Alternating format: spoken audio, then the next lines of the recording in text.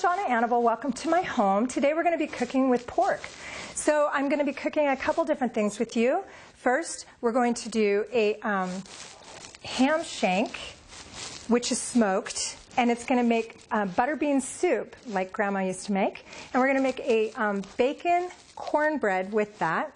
And we're also going to make a bacon and peanut coleslaw to go on top of our pulled pork sandwiches, which was made with raw pork.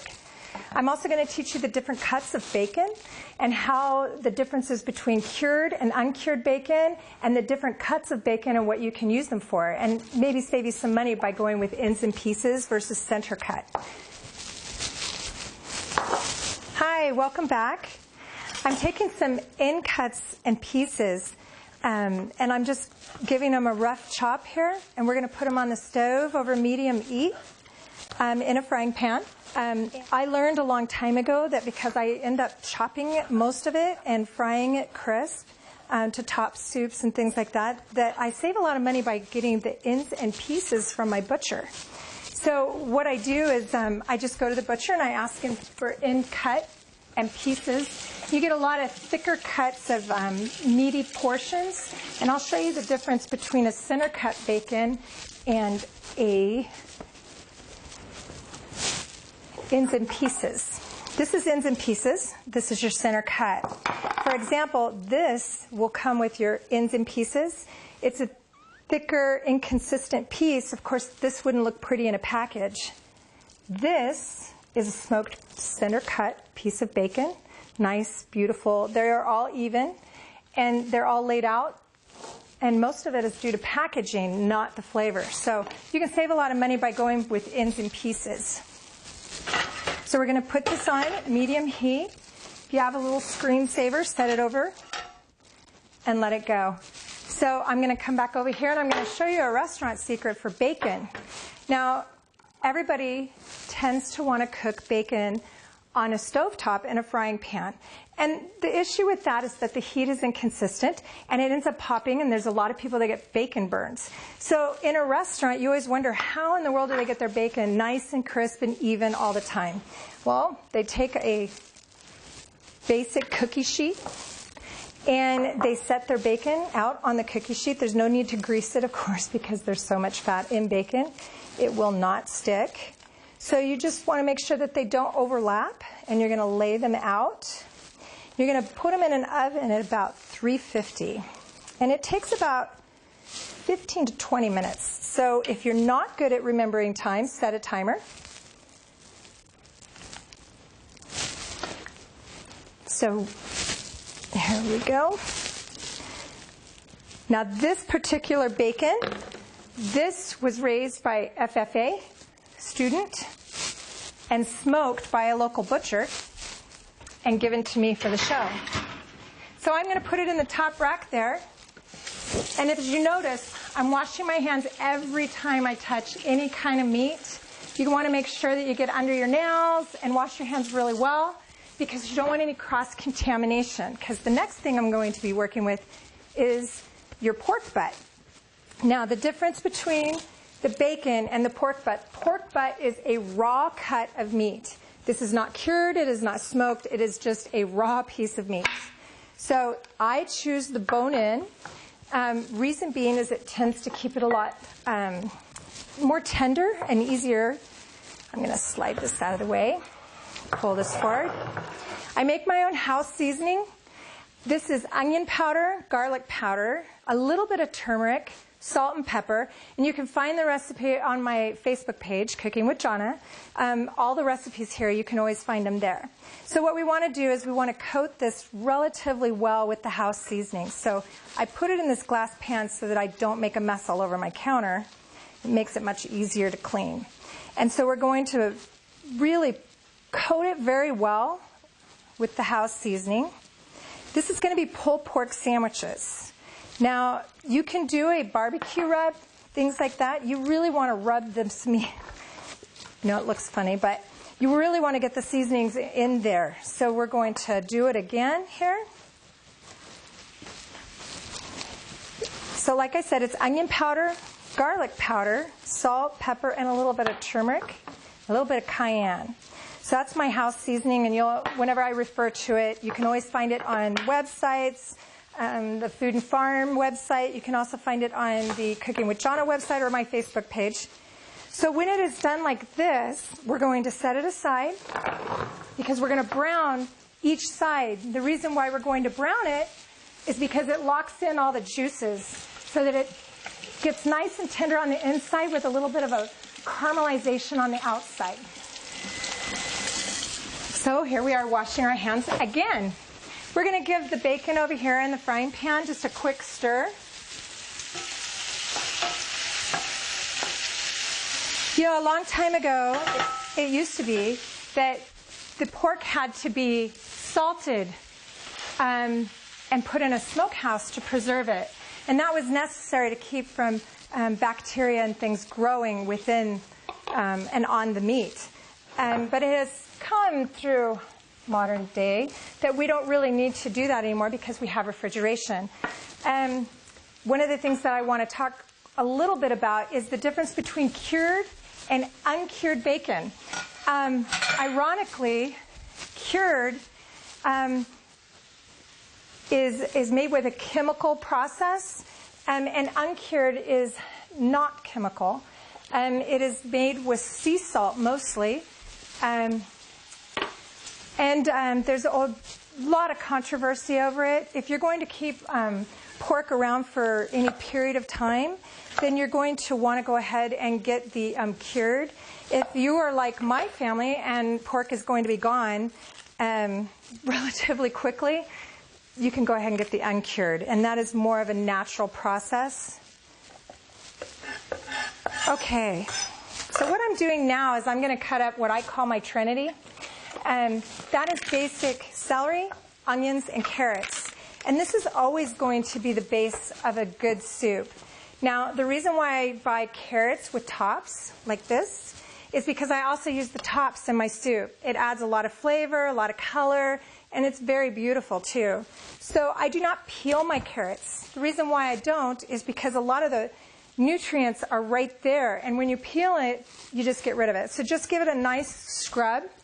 One of the best things that I have found to clean your vegetables with is buy a nail brush from the 99-cent store and use that. It works great. And when it gets a little dull, go ahead and get another one. And all those vegetable washes and things like that, that's just vinegar and water. So we're going to just give them a rough chop. Now, when you're making soup for your family, you don't need it to be perfect. What you want it to do is be homemade and rustic and really hearty. So I usually use 2 to 3 stalks. These are big stalks, so I'm only going to use 2 this time. Now, the onion, a lot of people are not onion fans. I happen to be a huge onion fan. The reason why you add onion and carrot and celery is because the trinity of the 3 together gives the stock, which is the broth, a very rich flavor. It breaks down and gives it that rich, layered flavor. So we're going to use some of the leafier of the tops. Just give it a quick chop there. When it starts getting into the woodsy part, stop.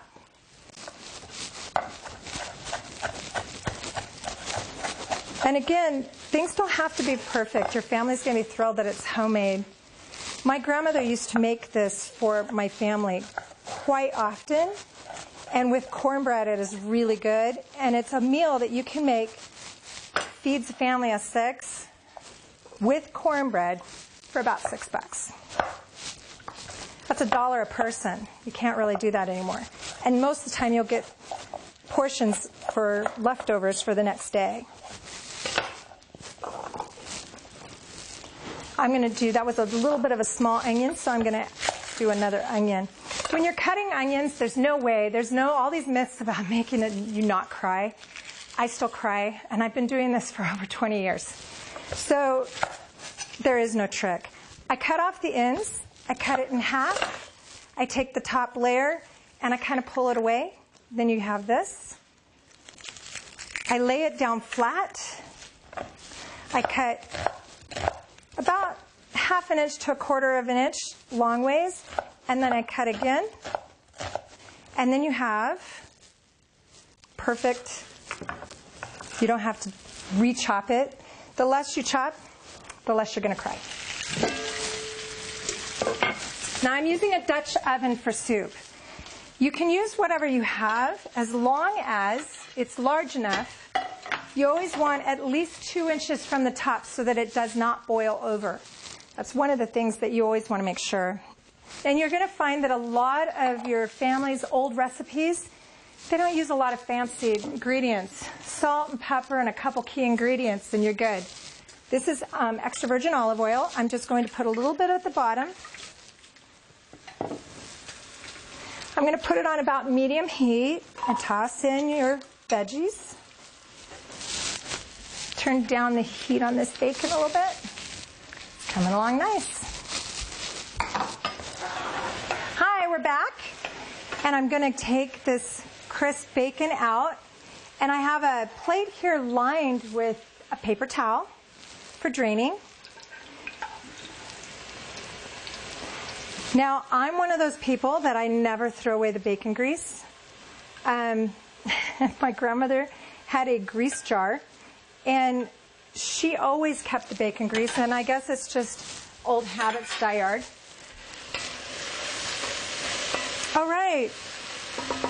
So after we saute until the onions are a little opaque, where they're almost see-through but not quite, we're going to take this ham shank here.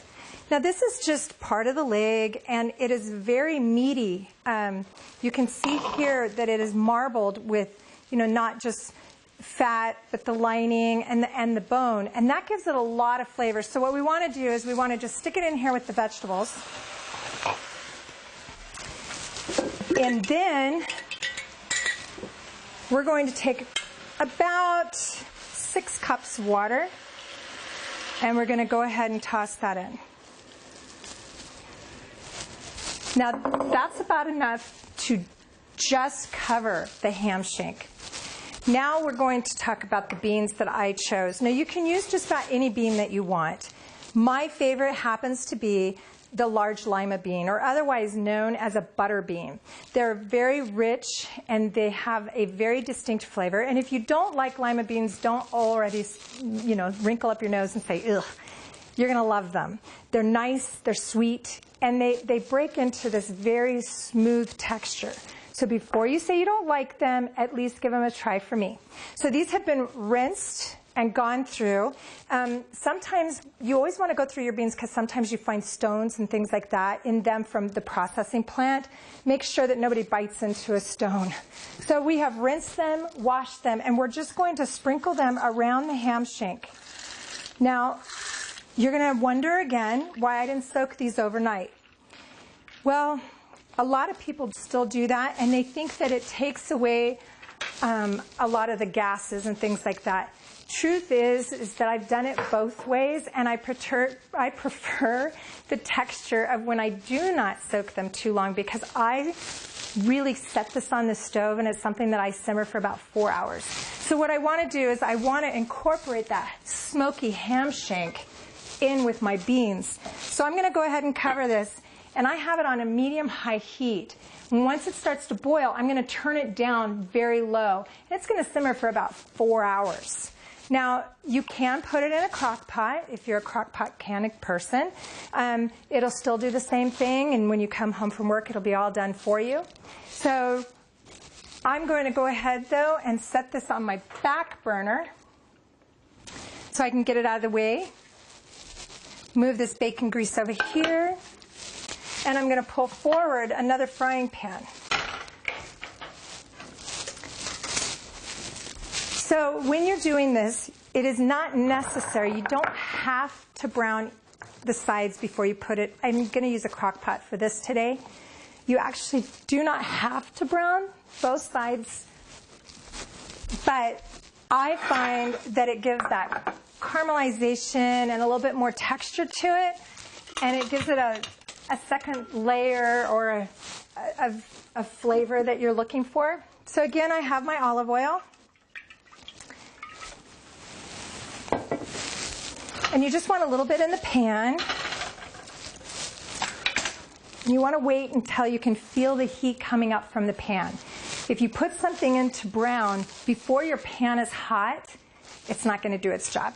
So when you can feel the heat, you hold your hand about 1.5 inches above the pan, you can start feeling that heat to where you can only hold your hand there for a short period of time, then you know that it's ready to put in. So I'm just going to take about 1/2 cup of mayonnaise here. You know, I'm a mayonnaise fan, and I do often make it myself. However, if you're going to use a jar mayonnaise, please, by all means, buy a good quality mayonnaise. You don't want anything that is runny or not thick in sauces. You're going to need about 2 tablespoons of granulated sugar. And you're going to find that I don't measure. I can if you guys tell me that you need me to, but I've been doing this a long time and I can eyeball a lot of things. So this is ready to go in the crock pot. So we're going to bring it over here, which I almost dropped. And we're going to lift it out of the pan and into the crock pot. It has about 1/2 cup of water in the bottom. The reason being that you need to add a little bit of moisture is so that it circulates and does its job inside the crock pot. So back to our coleslaw here. We have our 1/2 cup mayonnaise, 2 tablespoons of sugar, about 2 tablespoons of vinegar. And all you need is a fork, and you're going to mix these things together until they're nice and smooth. You don't want any mayonnaise chunks in there.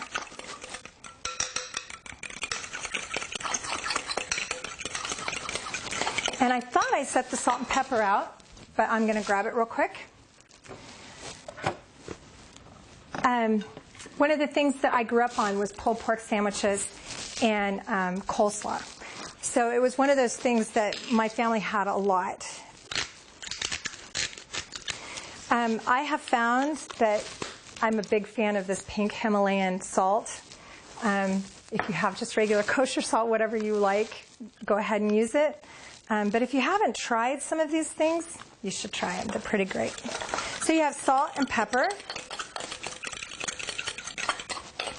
And you're going to add it over.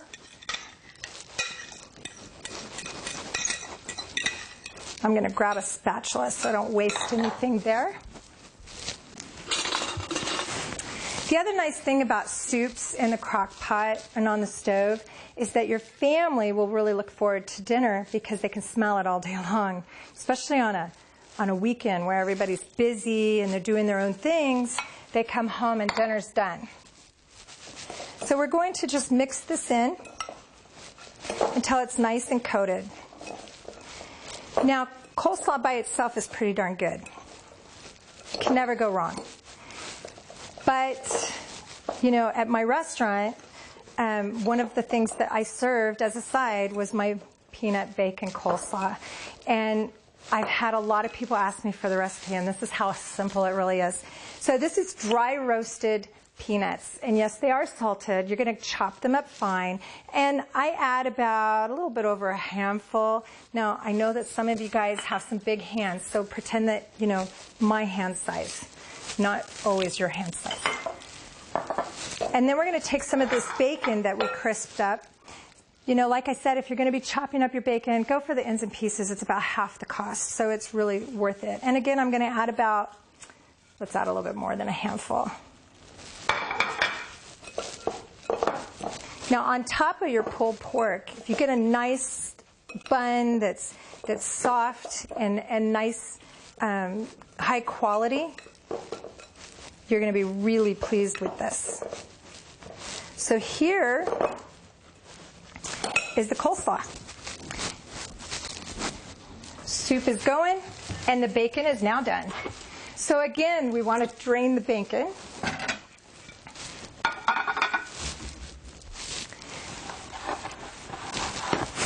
So we're going to simply take a set of tongs, which you can never have enough tongs, and you're going to see that this bacon is perfectly cooked. And I'm going to bring it closer to the camera so that you can see it better.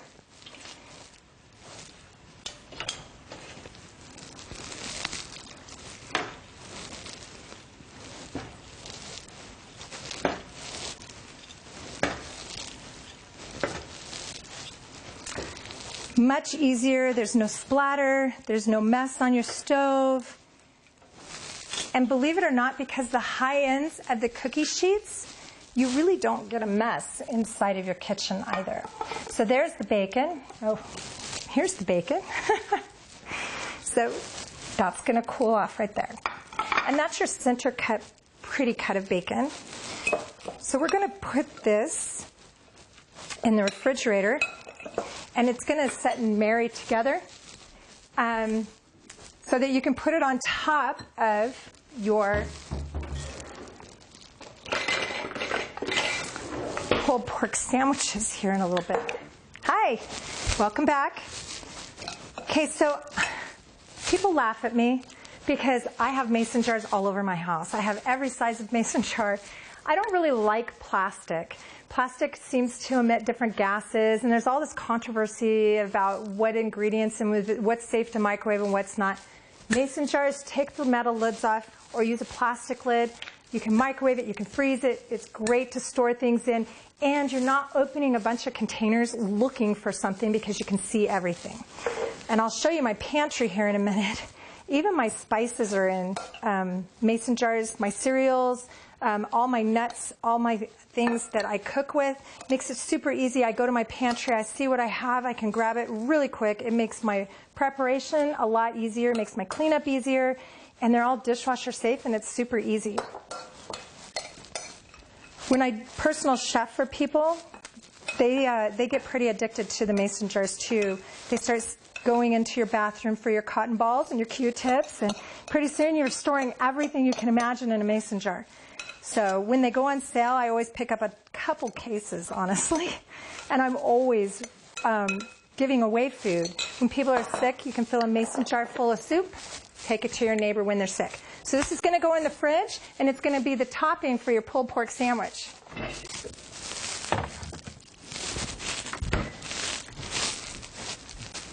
So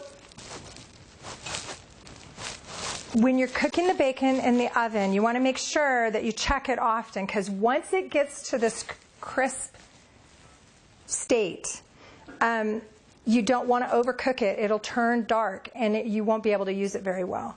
So I have to eat some. And I know my camera guy back there is dying to try some too. Now, like I said, this pork came from locally raised from the FFA, and the pig was actually auctioned at the fair. And I was very fortunate that somebody gave me some of the pork to cook today. And it's smoked, and it's really good. Hi, welcome back. We're going to put together our bacon cornbread now. And my grandmother always got really creative with cornbread. And so this is one of the things that is just good old-fashioned Southern food. We usually use a self-rising cornbread mix, and the reason for that being is that that's what the recipe's called for. If you don't have that, there will be an alternate cornbread recipe online that is gluten-free. This one actually is not. All the recipes that we've made today are gluten-free. Obviously, they are not vegetarian, though usually I do cook a vegetarian option. So today, seeing that it's about pork and bacon, hard to do a vegetarian option. So what we got here is your 2 cups of your self-rising white cornbread mix. And basically it's flour, baking soda, and white cornmeal. And then I added 3 tablespoons of sugar, and I add a little bit of cayenne, a little bit of black pepper, and in here we have 1.5 cups of milk. Now, my grandmother taught me a long time ago, buttermilk is great, but if you take whole milk and you add about a tablespoon of white distilled vinegar to your milk, it will curdle it much like a buttermilk, and it tastes much like it. You can buy the, what do they call it, the powdered form, but I actually prefer the taste of the milk and the vinegar combined instead of the buttermilk. So I'm going to add that in with the mix.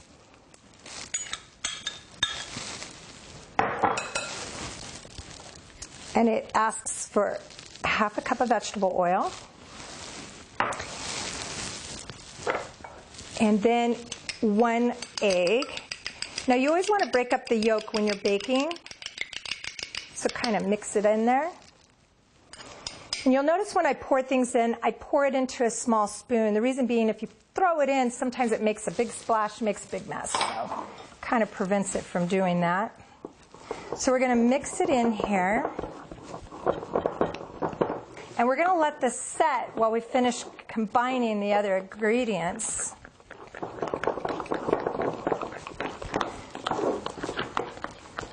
Now, what this does is it softens the cornmeal, which is what we're after. Okay, I want to talk to you about jalapenos really quick. You can make this as spicy as you want. Now, most of the heat in this jalapeno here comes from the stem and the ribs in here and the seeds. So what you want to do is split it in half and take out most of that. Otherwise, you're going to have a lot of heat. Now, if you want a lot of heat, go for it. You can also use serrano chilies, habaneros, whatever you like.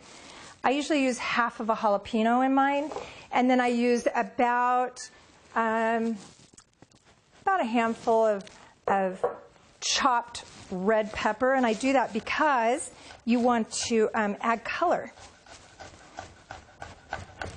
So I coarsely chop up this jalapeno and I toss it in there. And then mix it in. And an 8x8 pan,